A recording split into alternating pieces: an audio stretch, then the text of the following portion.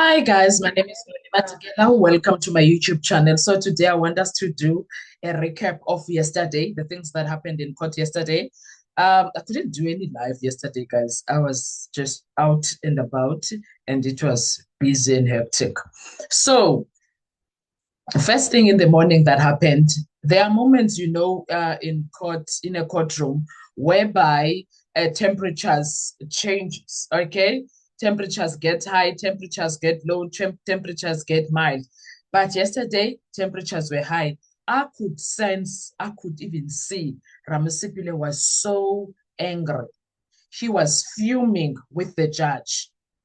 Okay, fine about it's okay. Baloyi was objecting and Ramsipile tried to explain. But when it comes to the judge, he was fuming with the judge because the judge was being unfair. And he told him so. Oh, he did. Ramsipile, the way he was so angry, he was even shaking. His voice started shaking because he was really pissed off, totally pissed off. He even told Ntanzi, I don't know what's going on here. I really, as your lawyer, I don't know what's going on here. I really don't know. He was so angry. I don't want to even lie. The way he was, even how he spoke, you could hear when he kept, you could sense the anger that was coming. He felt like I'm being disrespected, I'm being disregarded. He was giving me those vibes. Oh my God. Oh my God. Um, okay. It was not because someone shouted, it was not because someone collapsed, it was because something changed there. There was a subtle change and a serious shift beneath the surface. And that's what ticked off Uramsipile. And in this courtroom of Judge Rata, on any random day, things happen on that courtroom. But yesterday, something shifted. The defense stood united, the state objected, and the bench intervened, and it was not necessary. The objection and the intervention of the bench was absolutely not necessary. But the real story isn't the objection. The real story is the consistency and whether it exists. That was the real story. The setup, the day before, Council Ramusipile indicated that they are moving on to something else. He says the criminalities, as it was phrased by the judge, were finished, right? The witness had been led up to a point of signing the statement. 18 points, step by step, right up to the alleged confession. That's what Judge Rata intervened and said. Because Judge Rata could hear the objection from Ubaloyi, which also Ubaloyi, there was no need for that objection. He could have just shut up. He could have just shut up. Sorry, black conversation. Ujudge Ratake, all he could say, and he doesn't understand why Uramsipile was going back to what he already did yesterday. That is what pissed Ramsipile off. That he was this close to tell Judge Rata, you are biased because this happened. In fact, he did say it, but not in so many words, but it was exactly what he was saying. He did not mince those words. What is new? What is new? What did I do that is good? Because this is done here all the time by the state. What is new now? And he was like, so I like this new Ramsipil. He tells you off. He tells the judge off. He does. So when the court resumed on yesterday, the expectation from the judge, at least from him, was simple. We move forward. But criminal trials are not straight lines. They are webs. And when the issue is not voluntariness, you don't walk forward. You cycle back because cohesion lives in the details. So Uramsipile was not wrong for going back a bit. And now, what Ramsipile did there, he began revisiting a prior exchange that was the day before yesterday. On Wednesday, he started from Wednesday, where they finished off. He referenced what was said on Wednesday, specifically the alleged threat. Yeah, and then he says, yesterday, the evidence as captured was that a police officer told the accused, if you do not tell the truth, these people will kill you. That word matters, kill. It matters. But yesterday, when the same moment is described again, the word changes. Now it is they will assault you. The state rises on that objection. The argument, the witness did not say kill you. He said assault. Counsel is leading. Counsel is importing yesterday's version, okay? And Uramsipile tried to explain. But here is where the ground shifted. Because the defense is not inventing a word, Umnisi got up to try and explain that, no, man, yesterday I took notes and I did ABCD and this was said like this and like this, like this. And still, it did not make sense for Ubaloyi. Ubaloyi was like, no, Umnisi is misunderstanding me. I'm not talking about yesterday. Why were you talking? Why were you not allowing Ramsipile to do his things? Because the problem is Baloyi. For me, they were trying to distract Ramsipile.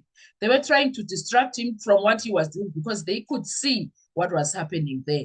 That is why the bench was like, he must move on. Ubaloyi gaslighting the entire defense, saying, no, that's not what I'm being misunderstood. Why were you even talking whereas there was no need for you to do so? Why? Now, the defense was confronting the witness with his own prior version, and that is not improper. That is cross-examination. That is how you do your things. So Uramsipile was not wrong at all, but Ubaloyi wanted him to leave that because Uyambona, he is busy cleaning up all the loopholes that Ubaloyi may find or Usibanda may find. He's cleaning all of that, and that was very uncomfortable for Ubaloyi. That was very uncomfortable for Ubaloyi. And then there was the tension that was created by the judge now. He intervenes. Why are we going back? When the criminalities finished, didn't you say we were moving forward to a new topic? It sounds reasonable on surface, right? But in a confession disputed, the so-called preliminaries are very important. They are not housekeeping. They are a battlefield. And that is why Ramsipile is making sure when it comes to that. Every word is spoken before a statement is signed matters. Every threat matters. Every nonce in translation matters. Because if fear was induced, the confession falls. And that is not technicality. That is constitutional law. And that is exactly what Baloyi and Judge Ratta were fighting for. They were fighting for that part because they knew exactly what that means. They did not want it on record. They decided they must resort into distracting Uramsipile so that he can lose his train of thought. But Aike, he did not. He stood his ground and he went back and continued with what he was doing. Now, the word that changed everything, assault, kill. In ordinary conversations, there are different levels of threat. In criminal procedure, there are different levels of coercion. An assault is violence, a kill is final. So Uramsipile needed to make sure that there is an understanding between him and Dansi. A threat to kill carries psychological terror that far exceeds a threat of assault. So when the wording shifts, the defense has not only the defense has not only the right but the duty to test that shift. So Uramsipile was on the money there. He was not wrong. And Uramsipile makes it clear yesterday the word kill was used. And Umnisi comes in and said it was he even heard it when it was spoken in Zulu and also when it was interpreted. It was written down in detailed notes by Umnisi. So why is it now absent? That is not leading. That is confronting inconsistency so that Ntanzi aligns his things together. Now the state is standing and is like, I'm being misunderstood. He tries to clarify to Ubaloyi. We are not talking about yesterday. We are talking about what the witness is saying now. Those are his exact words. He said assault, not kill, but the argument misunderstands the nature of cross-examination. He was not supposed to even do that to Ubaloyi. because he's misunderstanding now. Because cross-examination is not a live transcript competition. It is a comparison exercise. It is precisely about asking and probing and making sure there is understanding, clarified things. If prior testimony becomes untouchable, once the day ends, the inconsistent can never be tested. And this is the part they were fighting with, Judge Ratha no Baloyi. And without testing inconsistency, credibility becomes untouchable. Do you understand? And another thing that we need to look at is the bench tone. Then comes a statement from the bench trying to force forward things, is him saying we must move, time is money, etc. And Ramsipule was like, no, we're not doing that. You know, I'm not Mr. Dance, I'm representing you as your lawyer. Time can wait. Your life is at stake here. On its face, that sounds protective. And Ramsipule was right. He was right. Time is not important. And Danzi's life is at stake here. What Judge Ratha said about let's move forward, that undertone was more complicated than him making it about time. Because in the same breath, the court suggests counsel may be dressing up issues, detracting, creating tangents. That subtle framing matters. When a court characterizes defense clarification as distraction, it shifts perception. And in high-stake trials, perception is power. Judge Ratha had no right to say the things that he said. And this is where defense unity becomes important, because the concern is not in one objection, it is a pattern. When the state revisits previous evidence, it is context. When the defense revisits previous evidence, it is reputation. Njani, what do you mean that they are repeating the same thing? Make it make sense. Oh, make it make sense. When the state reframes testimony, it is clarification. When the defense reframes testimony, it is leading. That situation on its own is what made the moment nuclear. Not volume, not drama, but imbalance. And Ramsipule was not there for that. Umnisi stood with him. And this case involves Zulu to English words. So anyone who has observed multilingual trial knows meaning is not always word for word. There are gradations that happen there. There are cultural intensities there. A phrase implying lethal harm may be translated as they will assault you or vice versa. That is precisely why revisiting wording is critical, because sometimes the difference is not memory, it is in translation. And when liberty is on the line, translation cannot be superficial. It needs to make sure. Why does this matter so much? Because the defense theory is cohesion. If an officer threatened killing, that supports duress. If an officer threatened, if the threat was delighted to assault, the emotional intensity is softened.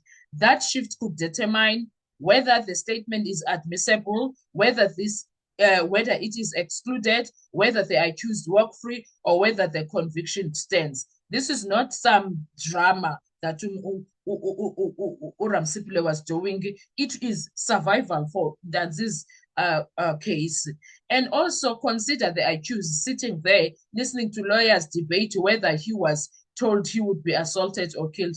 That difference alone is not academic to him. It is lived. That's his lived experience. And when the defense is restricted from probing that difference, the accused feels the weight of imbalance, even if the court does not intend it. But this is Judge Ratha. We can't say he does not intend it.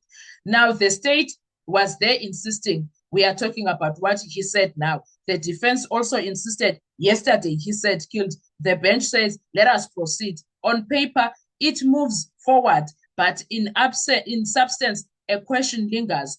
Was the defense fully allowed to test the inconsistency? Or was the testing itself treated as the problem by the bench?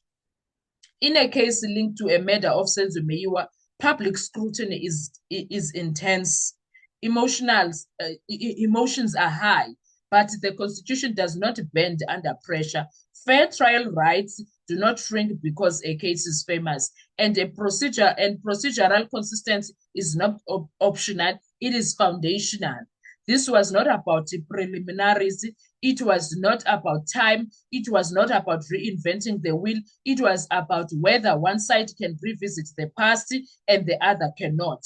Whether one side can clarify and the other is accused of leading. Whether a word like kill can quietly disappear without resistance. That is why the defense stood united, because in that moment, they were not just defending a client, they were defending the process. Courtrooms do not explode on fireworks or with fireworks. A word changed, an objection raised, a tone adjusted, but sometimes those inches determine justice. And on what happened yesterday, the question was simple: is clarification a right or a privilege granted unevenly? Because when a life is at stake, even one word is everything. So I don't understand, what is it that Judge Rata wanted from Advocate Ramsipil? But my call, Tonton, is that they were trying to distract him and he did not allow them. And I like that a lot from him. I really appreciated it. Anyway, what are your thoughts when it comes to everything? Let's talk in the comment section. I want to hear your views. Thank you so much. I'll see you on our next video. Bye-bye.